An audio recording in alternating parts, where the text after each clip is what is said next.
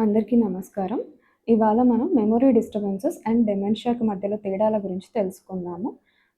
నా పేరు doctor Raghunandini, consultant neurologist, Medicover hospitals, Kurnool.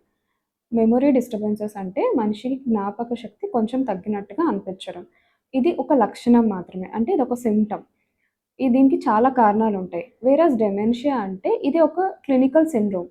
ఇందులో మతిమరుపుతో పాటు పేషెంట్‌కి వాళ్ళ ప్లానింగ్, వాళ్ళ జడ్జ్‌మెంట్, వాళ్ళ ఎగ్జిక్యూషన్, వాళ్ళ లాంగ్వేజ్ ఇవన్నీ కూడా దెబ్బతింటాయి.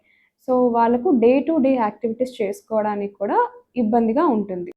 ఈ మెమరీ డిస్టర్బెన్సెస్ రావడానికి చాలా కారణాలుంటాయి. అందులో ముఖ్యంగా స్ట్రెస్, డిప్రెషన్, స్లీప్ సరిగ్గా లేకపోవడము, థైరాయిడ్ ప్రాబ్లమ్స్ ఉండే వాళ్ళకి, తలలో ఇన్ఫెక్షన్స్ ఉండే వాళ్ళకి, వైటమిన్ డెఫిషియన్సీ ఉండే వాళ్ళకి, తలకు దెబ్బ తగిలిన వాళ్ళకి కూడా మెమరీ డిస్టర్బెన్సెస్ అనేవి వస్తాయి. కాకపోతే ఈ most of the memory disturbances అనేవి మనకు అండర్‌లయింగ్ కాజ్ ఏమి ఉందో దాన్ని ట్రీట్ చేస్తే ఇవి కరెక్ట్ అవుతాయి.